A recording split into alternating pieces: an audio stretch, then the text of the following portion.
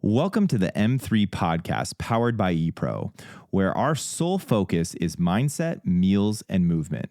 My name is Ken Okonek, and I am thrilled to have you join us.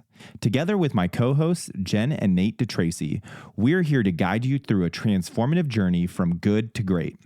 With our combined experience and wisdom, we will unpack powerful insights, strategies to elevate your mindset, and help you achieve your goals.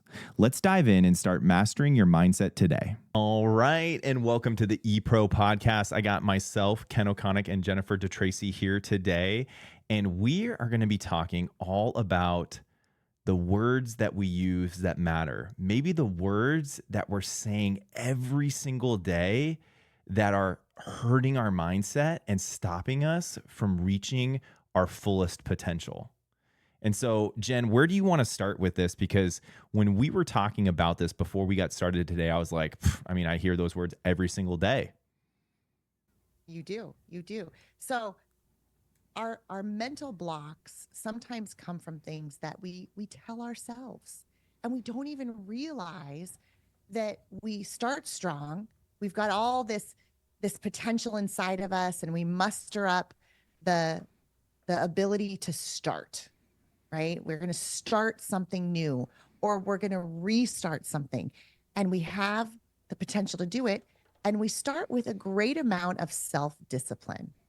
But the problem is some of these phrases that we tell others, we tell ourselves, and I know I shared a couple of them with you, Ken, and they all are a detriment to our overall long-term success and to be able to sustain and maintain that self-discipline that we need. We don't need it 100% of the time, but we need it a good 80 to 90% of the time to get what we desire and to get what we deserve. So, one that just comes up to my mind, and because being in the world that I've been in, I hear a lot of these too, and I've combated against these with many people often, is like the I'll tries, right? Like I always use the Yoda quote, like do or do not, there is no try, right? Is always like my go-to during that. But like when you hear I'll try, unpack that for everyone. Yeah, I'll try is like, I'll do my best, right? And it's not that that's bad, because trying is good, right? And so it's not that that's bad, but it's this in the middle that allows you to go either way, right? I'll try means, well, if it doesn't go okay, then it's okay if I didn't quite do it the way it needed to be done. But if it goes good, I tried and something good happened. And so the unpacking of I'll try is it's giving you an open door to a way out. Yeah, it's and all these cases, that's the problem, is you crack that door open to be able to escape, you're going to find a way to escape. But if you keep that door closed and you say, nope, this is what I'm doing, this is where I'm going, that door over there, it's not even cracked open. In fact, there's not even a key anymore and it's closed. Now it's not I'll try. It's, oh, hey, guess what? I'm doing this because that door is closed and there's no key. Mm-hmm. Mm-hmm. So others have this ability to give themselves an out, to protect themselves from failure. And so it's easier. We think we're protecting ourselves. Right. But that's in their mind. Like I'm trying to say this in a different way so we can hopefully help the most amount of people that maybe are using I try. But when we choose to use that word, it's giving ourselves permission, if it doesn't work, that it's okay. It's an escape. Mm-hmm. Right. I tried, so like, and that's the famous, instead of I'll try, in the past tense, it'll be I tried, right? As a statement of validation, instead of saying I achieved or I completed. Or I did this. I did it. Yeah. I accomplished it. I finished it. Yeah. Wouldn't you much rather say I finished this, I completed this, I accomplished this, than I tried?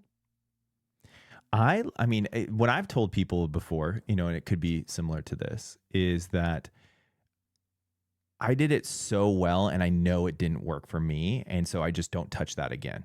right? Like I was such a completionist when it came to being in the personal training world. You know, there were so many different diets coming out at the time, like no sugar diet, you know, keto. And so like I would never suggest anything to anyone unless I tried it myself. And what I would do is I would go through it for a period of 30, 60, 90 days, depending on how well I'd feel. Some of them I'd go 30 days and I'd be like, I committed my soul to this for 30 days. You could quiz me as hard as you want. And I did great at it. And I did it. And I know definitively that that wasn't a good thing. I think we're stacking two tries on top of each other that are slightly different. You went and you tried different diets so that you could feel it for 100%. yourself and be able to relay that to clients. You did them. Right. What we're talking about is the escape of I'll try, but it's okay if it doesn't work out. Right. And I agree with you. I think they're slightly different. And that's why I'm trying to say that, like, is, you know, taking it to completion. So when I say I did it, you know that you did it enough to know that you don't want to do it. Right. Because sometimes people are like, I don't want to do that, but I'll say I'll try because I really don't want to do it. Right.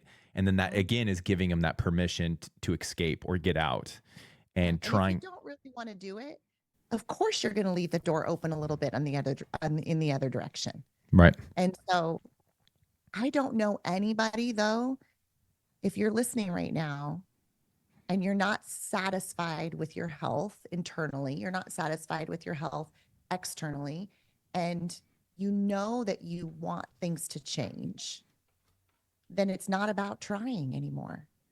It's about making a decision to do it. Right. And realizing, let's go to the next one.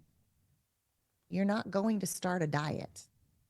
You're going to start making lifestyle changes that create habits. And habits are what we do on days where self-discipline maybe doesn't kick in.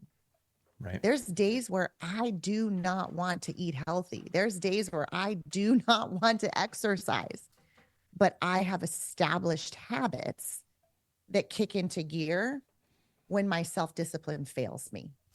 Yeah. Right. Now, what happens for most people is if you haven't developed the habit, then when your self-discipline fails you, that's when you go, I fell off the wagon. We've heard that one before, right? You didn't really fall off the wagon if you realize, hey, I slipped a little bit, but I'm just going to get right back going, because we all slip. It's a very normal thing.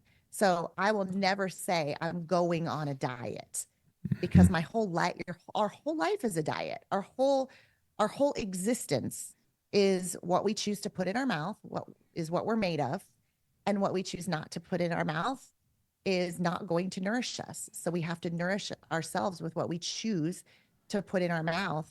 And that's what we're made of. We exist with what we choose to eat. Creates us. I'm trying to just completely deconstruct everything you're talking about, from like when you even said it, like going, like, you know, falling off the wagon. Like there is no wagon, right? Like there's no on or off. Like you're on your wagon. It's your wagon. Your life. Yeah. And you're in life. You can't stop life and start life. Right. You're just in it. You can start and stop a diet, but if it's just life, you're not like, I'm stopping life right now. No, you're not. You're going to eat something today. Right.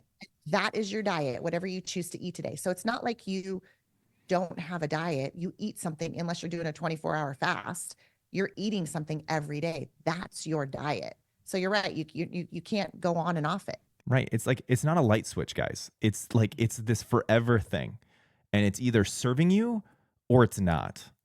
And so are you in the positive or the negative, right? And there's lots of categories in life, but obviously we're in the world of health and helping people and nutrition programs and wellness and like lifting and exercise and training for things. And you're not on it or off it. You're just, it's serving you really well or it's not serving you really well. And you need to look at the things that are going on in your life and eliminate some of the things that aren't serving you well, so you have more opportunity to choose things that do serve you, right? Instead of this, like, we're really just talking, these are easy, Ken, because what we're talking about, words that don't serve literally you. There's words. a lot of other things that we do, maybe people that we're around. There's things that don't serve us.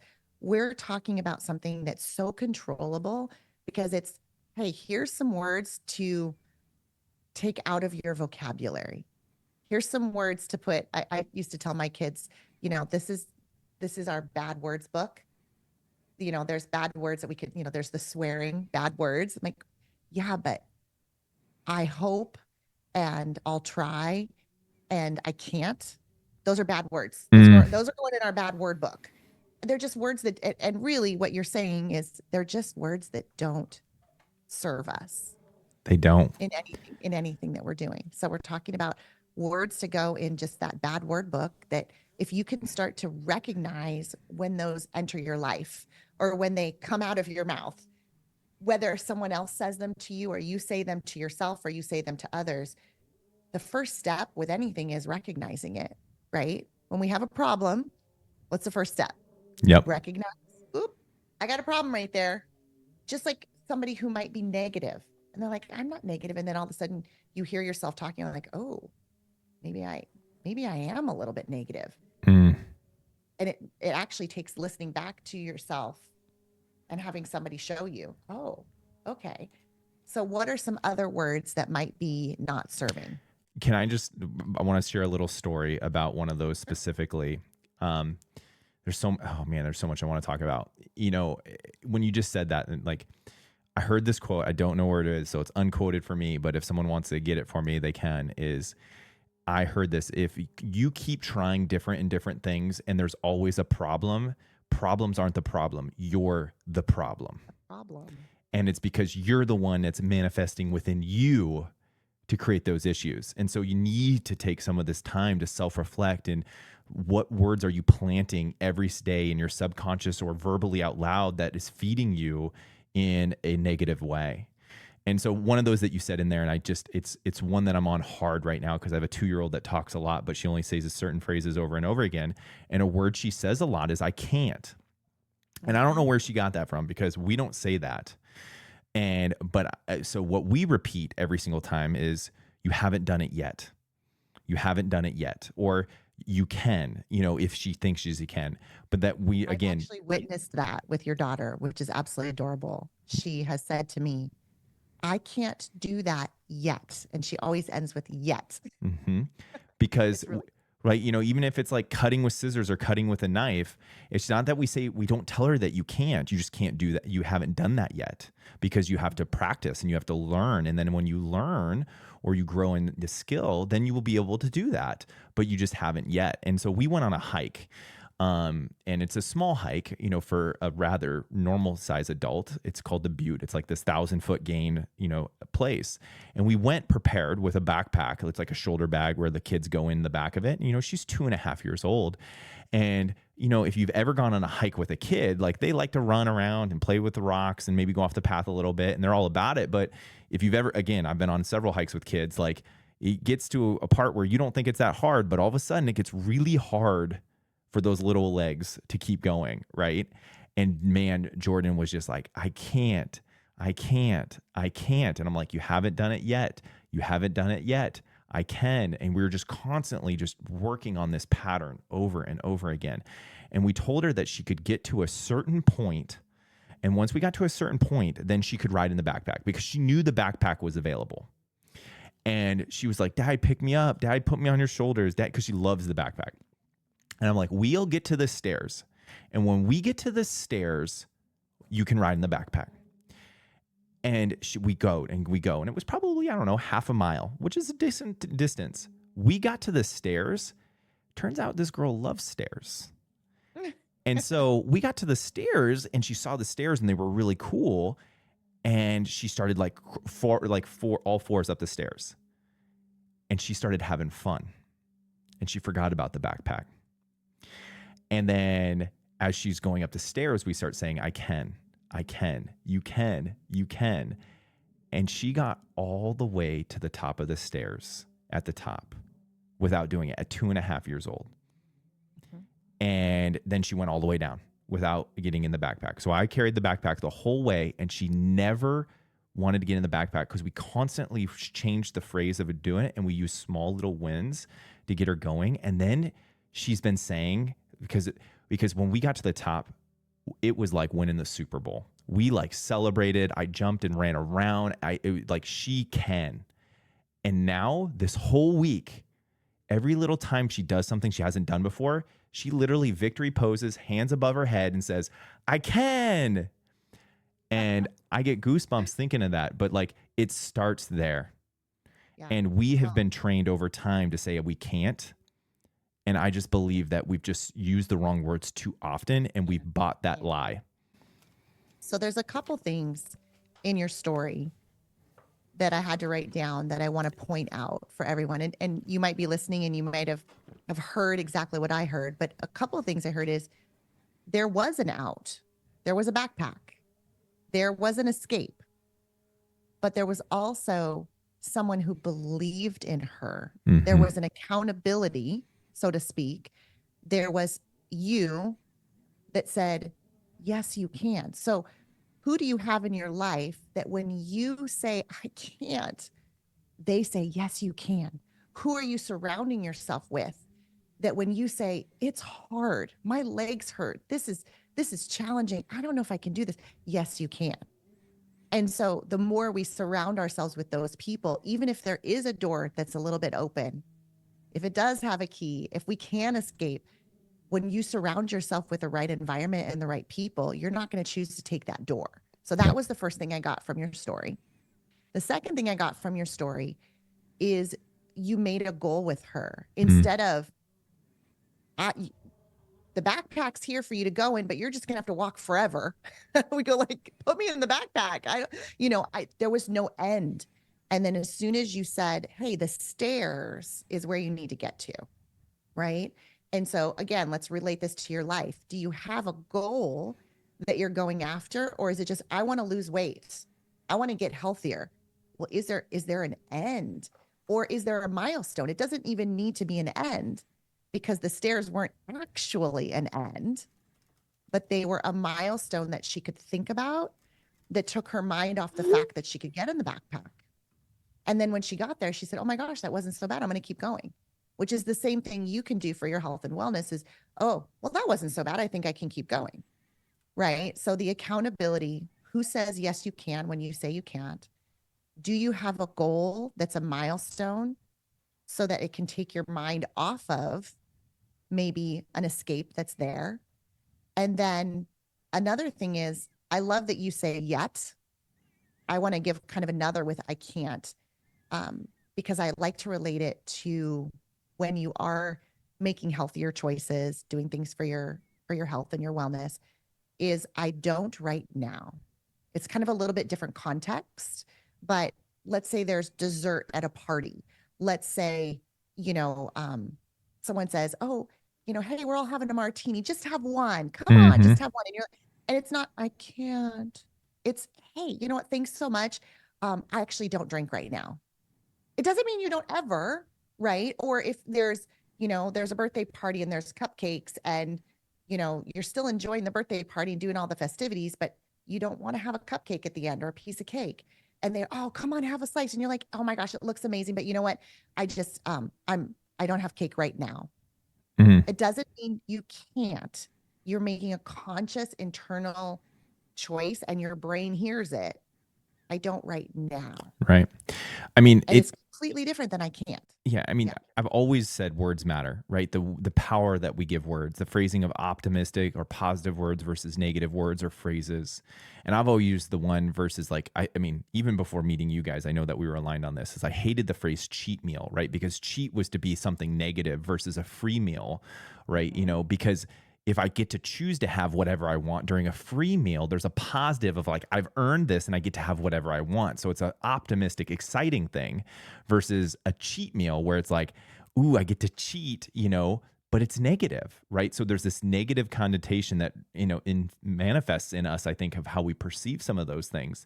Maybe some people are like, ooh, yay, I get to cheat. Maybe that's positive to them. But I think in general, the general sense of that, the negative to the positive, and learning those phrases like you're talking about bring a lot of power to people. And I think it's not the point of this podcast, but you did bring it up, in my story. And here is that the people you choose to surround yourself with matter greatly, Because if you're choosing to do something like not have alcohol or not eat a cupcake, and you're constantly getting pressured to do so, you need to reset boundaries with the group of people that you're surrounding yourself with, or you need to look into the deep, perspective of those relationships. Are those relationships valuable to you?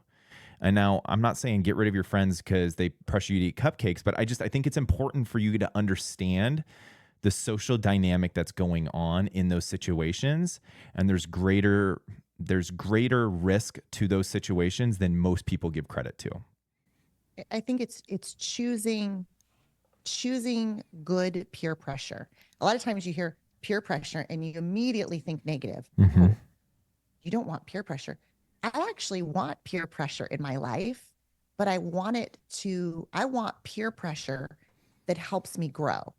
I want peer pressure that helps me succeed at a greater level. I want peer pressure that helps me thrive. I want peer pressure that helps me get out of my comfort zone, do things I normally wouldn't do so I can become better.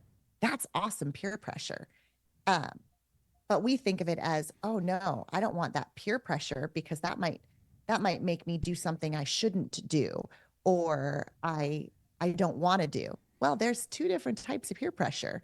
And it's our job, your job, if you're listening, to seek the kind of peer pressure that you want. Right. My parents always used to tell me, if you don't want to have a drink, don't go to the party. Right. And the thing is, in the beginning, this is important. When you're weaker, yes, if you don't want to have the drink, don't go to the party. But once you're stronger, like let's say you went with a buddy that was going to help. I could go to a party now and not have one if everyone else does, because now I'm stronger. Mm-hmm. But you also have to know where you are in your journey and know if that is going to be a smart idea for you or not. And it could be a party, it could be a birthday party, it could be a bar, it could be, there's so many situations. But you have to prepare yourself to be able to be social and to be able to live life and to be able to do the things that you want to do and still have your diet, which you can't start or stop. It's an always thing, be something that you can control. Because bottom line is, there are so many things in life we can't control, but I promise you, what you put in your mouth is 100% within your control. Mm-hmm. We just don't think it is. Sometimes we act like it's not, but it is 100% in our control, unless you're a child and your parents feed you and you don't have any other choice. Then it might not be within your control. But if you're an adult and you choose your food, it is 100. And if you say, well, I don't know what healthy foods are, that it's 100% within your control to learn. Learn to read the labels. Learn which peanut butter is the best. Learn which bread to have. Learn which carbs are going to be more advantageous and slower, and move into your bloodstream slower, so that you can have carbohydrates. Yes, you can. So what fats are good fats, what fats are not good fats to choose. If you don't know those things, is that 100% in your control to learn? Absolutely. And that's one thing that we can help out with. But, I love knowing that nutrition and what our diet is something that we can control, because there's a lot of things we can't. Yeah. Again, we could spend a lot of time on it, and Jen is absolutely right. It's just, Jim Rohn says, stand guard at the doors of your mind. And it's very important that you don't allow those others to feed into you, and I don't want to spend too much time on it, but it's really important, because it should be a very deep part of how you reflect on what's going on in your life. If those others are giving you value and bringing pressure to you in a positive way that's benefiting you, those are the relationships you have. But there's a natural weeding process that happens on this journey. I mean, I have been a part of coaching people, and I'm like, maybe you shouldn't be friends with them as much, right? Like, I mean, is this what you want? And being able to set those healthy boundaries and it being okay with it. Yeah. I do also believe that there's seasons of our life for reasons. Mm-hmm. And sometimes we grow, but the people around us don't grow. And that's a challenging thing, because maybe you have 100%. some friends that you've grown up with, or people that have maybe been in your life for a while. If you grow and they don't grow, you have to make a decision. You have to make a decision and understand if something was a season in your life or a forever, right? Like my husband is a forever in my life. If I don't grow, I'm going to pull him along with me no matter what. Like, come on, buddy, we're going, right? It's that he's my forever. There, you know, like your daughter, your family is your forever.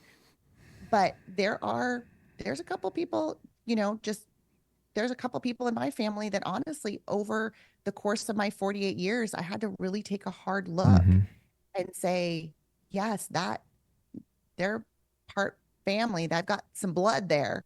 Yep. But if they don't change a little bit and they don't grow a little bit, I have to make a conscious decision that that was a season of my life, and I choose to maybe step away for a little while. And I know I might be talking to some people like, oh my gosh, how could you do that to family? You know what? Sometimes that's what you have to do, guys, because you know, and only you know, where you want your life to go. You know the growth that you want, and you have to choose the right people to be around you. And I know we kind of did a little bit of a squirrel here, but I'm going to be able to connect it though. There's another saying, and I don't know who said this one either, Ken, but if you argue for your limitations, guess what? You get to keep them. And that's the same for people, right?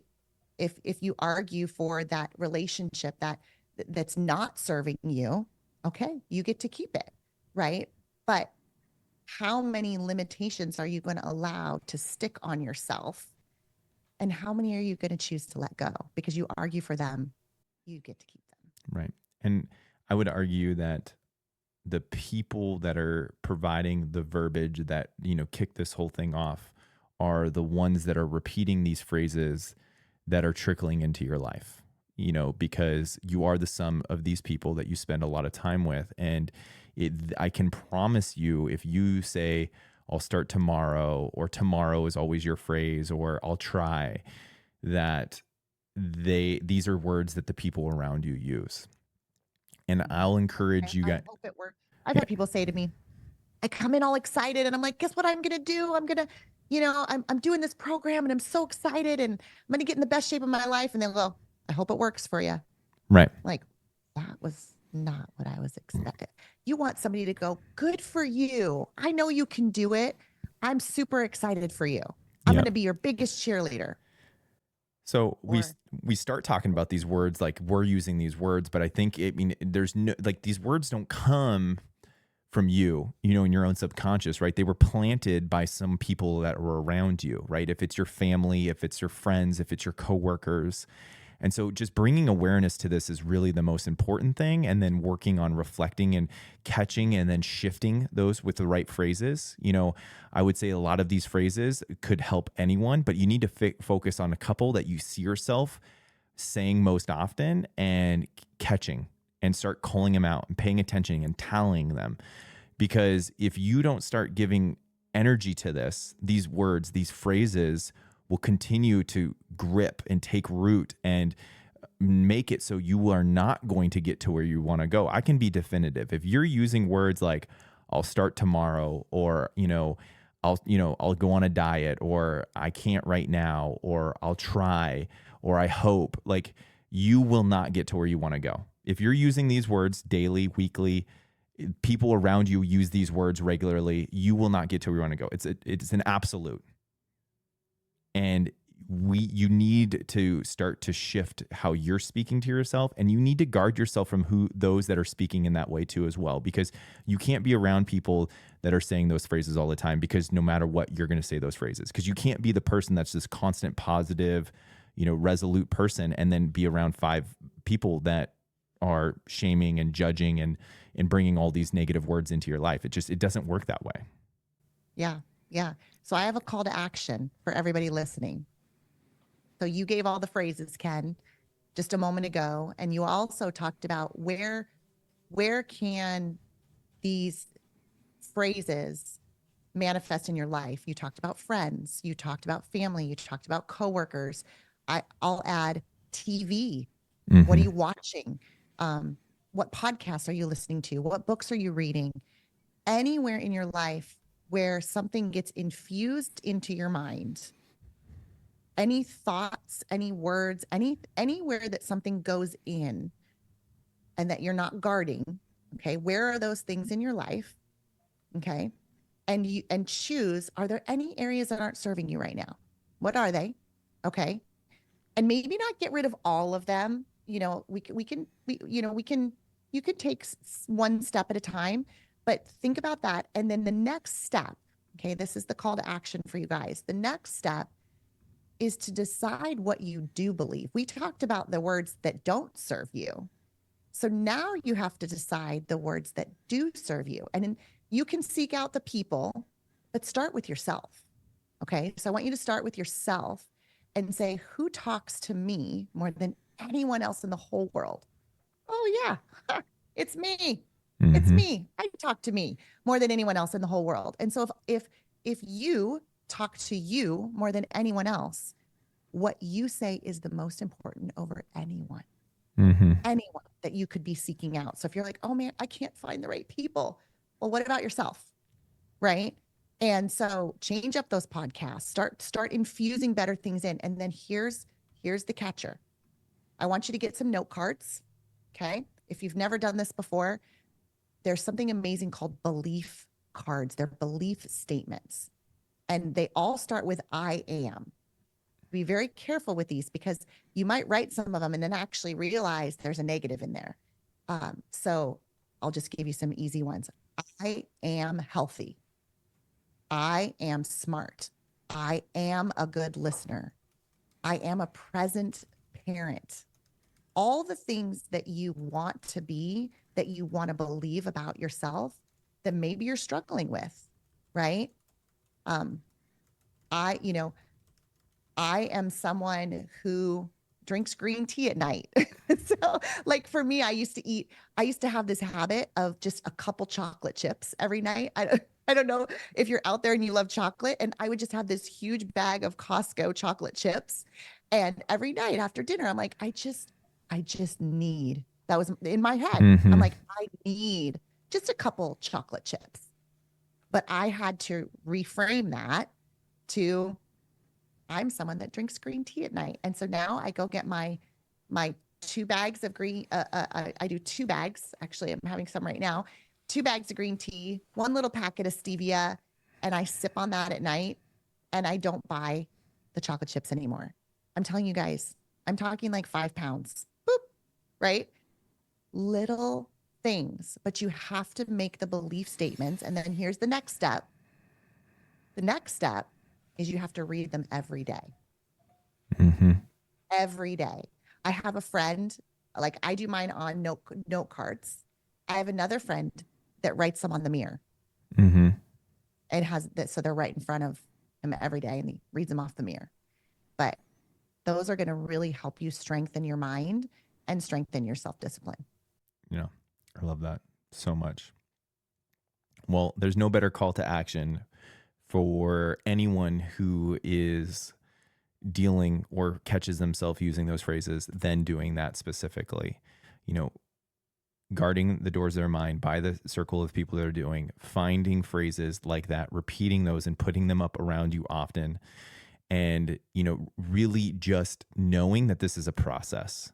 I still have negative thoughts. I still use negative phrases. I promise you, like, I know I'm going to say I can't on something. And my daughter at like 11 is going to be like, Daddy, you haven't done it yet. Or you can, you know, I know I'm going to get it. Right. It's like we all have these. Right. But it's just, you want to be 51-49, really. Right. You want to be a little more positive than negative. You want to be a little more affirming than doubtful. And that's all it takes to move the needle, because just like my daughter, you know, going on this small hike, is all she needed to do is get to the stairs, and then she could have had the out. But then once she got to the stairs, she realized she was having fun and she wanted to keep going. She didn't want to get in the backpack. And so the thing that I like to end people with is the words you're saying, the actions you're doing, the people that are you're surrounding are they serving your future self? And I think that there's a lot of simple things that we can do every single day that can serve our future self.